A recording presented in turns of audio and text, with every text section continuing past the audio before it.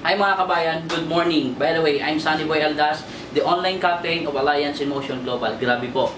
Ngayon po, sa mga nag-online marketing ngayon, hindi ka mga kagrupo namin, taga-in global ka, may matutunan kayo ngayon. Ito po yung programa ng Ultimate Eagle International. May gagawin po kami mga video na training na makakatulong po sa inyo. Ngayon po, ang aming topic po ay ang New Distributor Orientation. Good news po. Hindi po ako mag-i-explain ng ating topic for today. Okay, ang mag-i-explain po, isang Elite Global Ambassador, isang Millionaire Circle ng AIM Global. At grabe po, kumikita po ng 700 to 800,000 naman.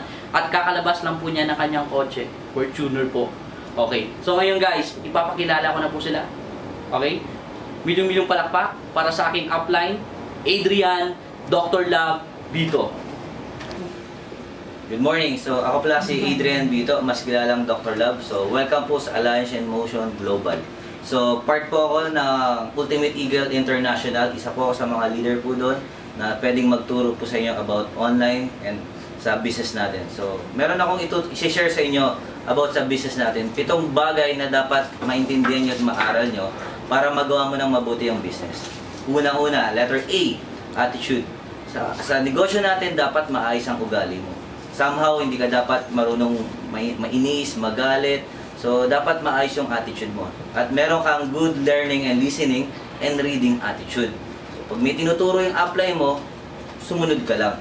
So, sundin mo yung instruction ng apply mo, kung paano gawin tong online business natin. So, dapat meron kang ganong attitude. Sumusunod ka, hindi ka kumokontra. Sunod ka lang ng sunod para madali kang maturuan ng apply mo.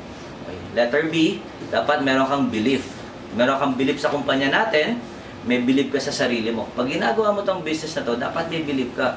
Huwag mong isipin na yung trabaho mo, ganyan lang yung trabaho mo. Dapat isipin mo sa sarili mo, kakaiba kang nilalang. Marami kang pwedeng matulungan pag nag-improve ka dito sa AIM Global.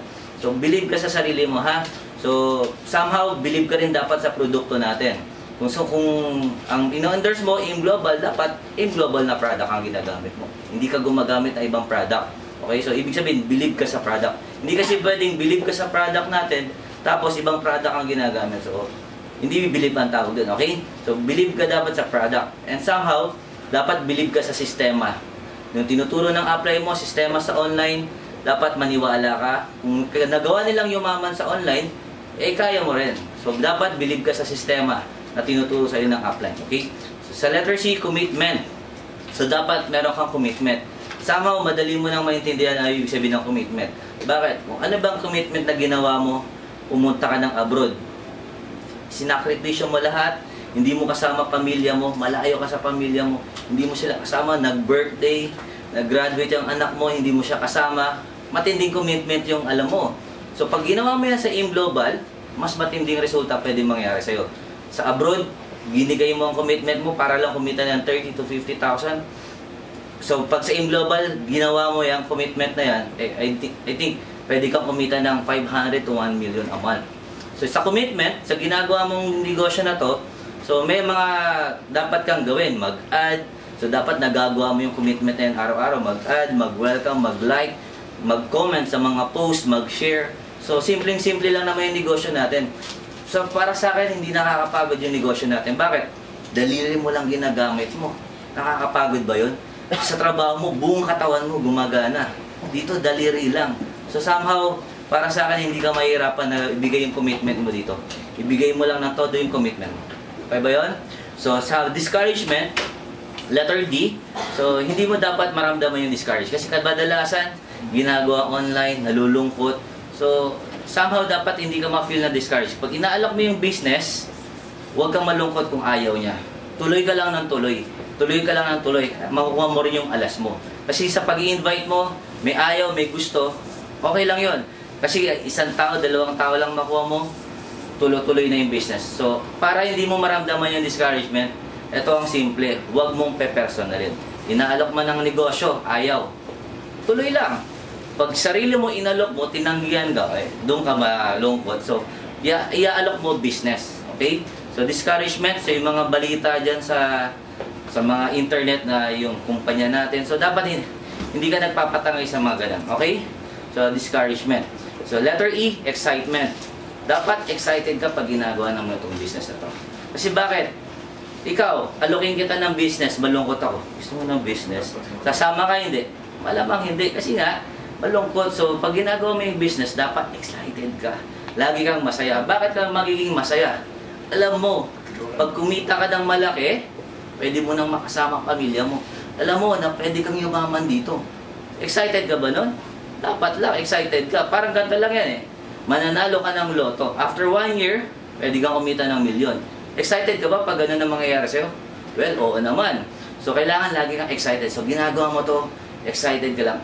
Alam mo, pag nag-invite ka, excited ka, lalo na sa pagpo-post mo, masaya lang lagi ang pinopost mo. Hindi ka dapat nagpo-post ng, sad ako, I'm feeling sick. So, wala dapat ganun. Dapat laging masaya. Huwag ka rin magpo-post ng mga bagay na negative, na walang excitement, na merong galit, inis. Bawal po yun. So, dapat laging excited, masaya. Kasi pa ang tao, pag masayahin ka, sasama siya. Madali na mag-invite pag lagi kang excited. Okay ba yun? So, letter F, focus. So, pag ginagawa mo yung business natin, dapat may focus ka. Ano ibig sabihin ng focus? Sumali ka sa AIM Global. Dapat hindi ka nasasali pa sa iba-ibang kumpanya. Hindi ko nasasabihin. So, maraming mga networking na lahat naman yan magaganda. Hindi pwedeng lahat yan maganda, lahat yan gagawin mo. Ikaw mismo malilito ka. Pag mag-i-invite ka, saan mo ba siya invite? Sa AIM Global ba o dun sa isa? So, ikaw mismo, nalilito, malamang, malito na rin yung ini-invite mo. So, ikaw mismo, wala pa ako nakitang yumaman na 3 ang networking or 4 ang networking. Kahit 2 networking, hindi din dapat. At hindi rin pwedeng, dapat sa focus, sa AIM Global, isang leader lang ang sasalihan mo. Iba kasi dyan, sumasali sa ibang grupo, sumasali sa ibang, may account ka doon, may account ka doon. So, wala ka na rin focus. Dapat focus ka lang sa ilalim ng umbrella mo. Huwag kang sasali kahit ng mga anong offer. Lahat yan, pag nag-join ka dyan, mag-i-invite ka rin, tatrabawin mo rin. Walang apply na pag nag-join ka dyan, sa akin, wala kang gagawin. Walang ganon. So, focus ka. Kung sino yung apply mo niya yun, magaling man yan o hindi, kung focus ka, pwede kang yumaman. So, okay, so, huwag sali sa ibang mga offer dyan, ha. So, huwag na rin sumasali sa ibang company. Kung ikaw, may pera ka, 1 account, kasali ka pa sa isa para may iba kang pagkakitaan, it's better, mag-second account ka o mag-7 heads. Kung may pera ka pa, 7 heads mo nanay mo, 7 heads mo tatay mo. At least focus ka sa business mo. Hindi yung 7 heads ka dito, 7 heads ka dito sa iba-ibang kumpanya. Okay? So, yun ang focus. Okay, somehow, letter G na tayo. Goal. So, pag ginagawa mo tong business, meron kang goal. Ano yung goal? Goal mo dapat makauwi na. Siyempre, kaya ka sumali dito, goal mo makauwi na ng Pinas. Ayaw mo naman habang buhay na nagtatrabaho yan sa abroad. Ayaw mo na malayo sa pamilya. Kaya ka nga sumali. So, dapat may goal ka. Unang buwan, liitan mo lang muna. Kumita ka lang ng 5,000, pwede na. I-goal mo yun. Pangalawang buwan, 10,000. Pangatlong buwan, 15. And then, magugulat ka na lang bago ka umuwi ng Pilipinas 1 year to 2 years, focus ka sa goal mo, gulat ka na lang, kumikita ka na ng 100 to 200,000 a month. Pag uwi mo ng Pilipinas, hindi mo na kailangan mag-renew ng contract o bumalik. Pwede na ba yun? 100,000 per month? Pagdating mo ng Pilipinas, hindi ka na babalik. So somehow, goal mo, kung ano yung pinapagawa sa'yo ng mga upline, so gawin mo lang. So yung goal na dapat pag nagpapa-meeting, dapat sasali ka, kasama yun sa goal mo na sasama ka, magpa-participate ka sa mga training, is part ng goal mo yan na matutunan mo to. Hindi naman pwedeng goal ko kumita kagad. So, unahin mo, aralin mo muna yung business. Yung pera, madali na yan. So, pag focus ka sa goal mo, makukuha mo ang pangarap mo, for sure, yayaman ka sa AIM Global. So, ako po si Adrian Vito, nagsasabi sa inyo, humaya kayo at magpakayaman. Yes!